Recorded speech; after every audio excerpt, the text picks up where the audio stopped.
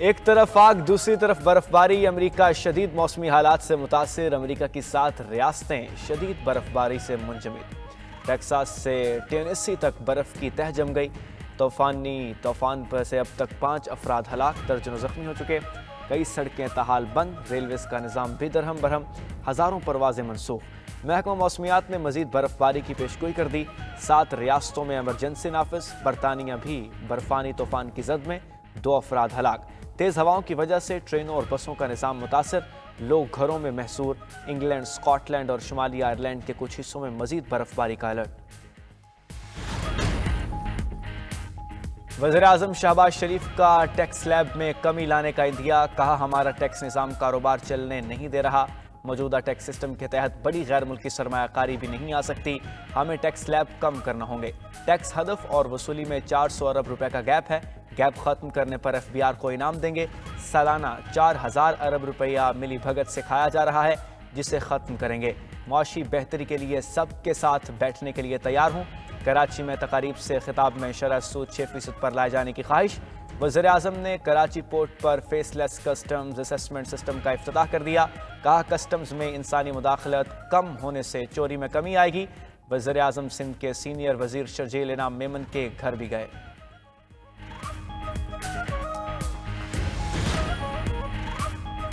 I am F نے بجلی supply پر sales tax کم کرنے کی تجویز مسترد کر دی۔ ذرائع کے مطابق آئی ایم ایف نے موجودہ کریڈٹ پیکج کے تحت متفقہ ٹیکس شرح میں تبدیلی نہ کرنے کی تاکید کر دی۔ پاکستان نے بجلی بلوں پر goods and services sales tax کی 18% شرح لاگو کر رکھی ہے۔ فیول اور یونٹس پر بلوں میں دوہرا ٹیکس وصول کیا جا رہا ہے۔ آئندہ پیکج قسط کی ادائیگی بھی کیپٹیو پاور پلانٹ شعبے پر لیوی لگانے سے مشروط کر دی۔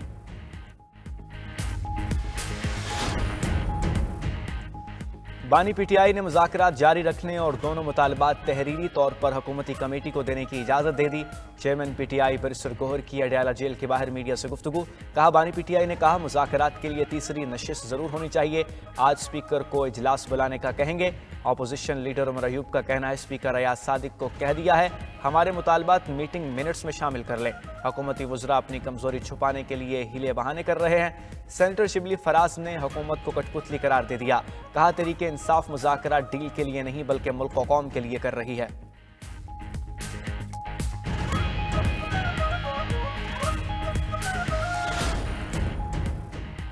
بانی پی ٹی آئی سے ملاقات کرانا نہ میرا مینڈیٹ ہے اور نہ ہی ذمہ داری۔ اسپیکر قومی اسمبلی سردار ایاز صادق کا کہنا ہے کہ ان کا کام حکومت اور اپوزیشن کے درمیان سہولت کاری کا ہے۔ اگر پی ٹی آئی کہے کہ مذاکراتی عمل سے نکل جاؤں تو تجویز پر غور کروں گا۔ میرا بیرون ملک ہونے کا مطلب یہ نہیں کہ میں میٹنگ کا انتظام نہیں کر سکتا، جب حکومت اور اپوزیشن کہے گی تو فوری میٹنگ کا اہتمام کر دوں گا۔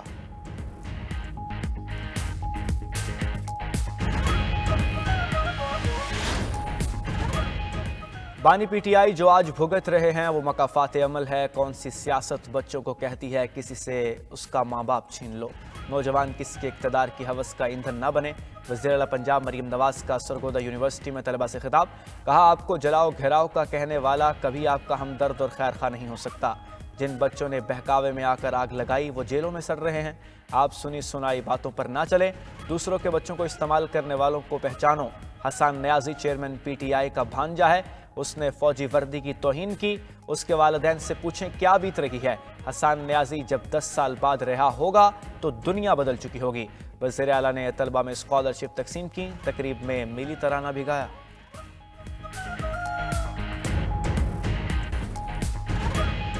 سعودی عرب، قطر، اردن اور متحدہ عرب امارات کی متنازع اسرائیلی نقشے کی مذمت۔ سعودی وزارت خارجہ کے مطابق اسرائیل کا متنازع نقشہ بین الاقوامی قوانین کی کھلی خلاف ورزی ہے۔ اردن، شام، لبنان اور دیگر عرب ممالک کو صہیونی ریاست کا حصہ دکھایا۔ قطری وزارت خارجہ نے کہا اسرائیلی اقدامات سے خطے میں امن کی کوششوں پر منفی اثر پڑے گا۔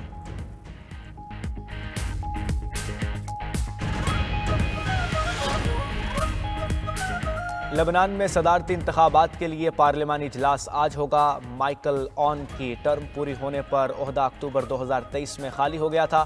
کوئی بھی جماعت اپنے امیدوار کے لیے درکار ووٹ حاصل نہیں کر سکی۔ عرب میڈیا کے مطابق سردار کی عہدہ لبنان میں مسیحی آبادی کی نمائندگی کے لیے مختص ہے۔ مسیحی نمائندگی کا مقصد اقتدار کی تقسیم کو متوازن رکھنا ہے۔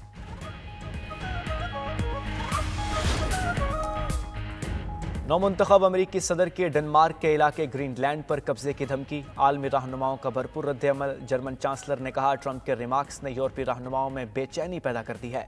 फ्रांसीसी वजीर खारजा बोले यूरोप खुद मुख्तार सरहदों पर हमले की इजाज़त किसी को नहीं देगा। ट्रंप के खलीज मैक्सिको का नाम बदल कर खलीज अमरीका रखने पर मैक्सिको के सदर भी बोल पड़े। कहते हैं शुमाली अमरीका का नाम बदल कर मैक्सिकन अमरीका रख देना चाहिए। उधर कैनेडियन सूबे ओंटारियो के सरबराह ने अलास्का खरीदने की पेशकश कर दी।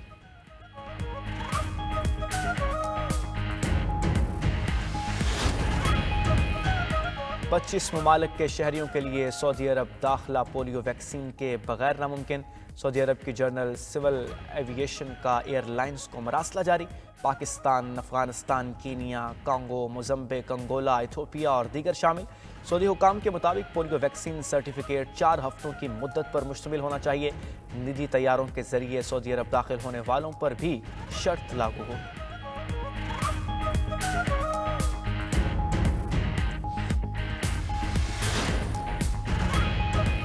दुनिया के ताकतवर तरीन पासपोर्टों की फहरिस्त में सिंगापुर की टॉप पोजीशन। सिंगापुर के शहरियों को 227 में से 195 ममालिक में वीज़ा फ्री रसाई हासिल। जापान का पासपोर्ट पर 193 ममालिक के साथ दूसरा और यूरोपीय यूनियन के रुकन ममालिक फ्रांस, जर्मनी, इटली और स्पेन तीसरे नंबर पर हैं। पाकिस्तानी पासपोर्ट का नंबर 103वां है, जिसे 33 ममालिक में वीज़ा फ्री एंट्री हासिल है।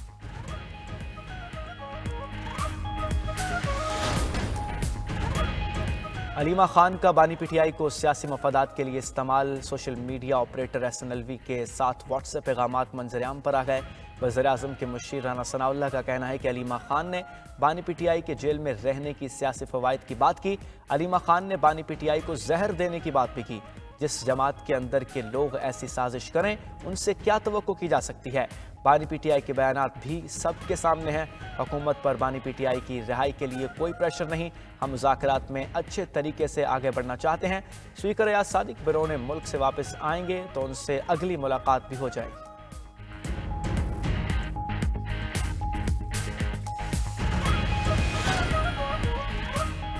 सिंध हुकूमत का बेरोजगार नौजवानों को आसान इकसात पर ईवी टैक्सी देने का फैसला। कराची में ईवी टैक्सी असेंबल करने वाली कंपनी के हुक्काम की शर्जील इनाम मेमन से मुलाकात। माहौल दोस्त ईवी टैक्सी से मुतालिक ब्रीफिंग दी। सीनियर सूबाई वजीर ने सेक्रेटरी ट्रांसपोर्ट को प्लान तैयार करने की हिदायत कर दी। कहा वो चाहते हैं बेरोजगार शहरी पायदार अंदाज में अपनी रोजी कमा सकें।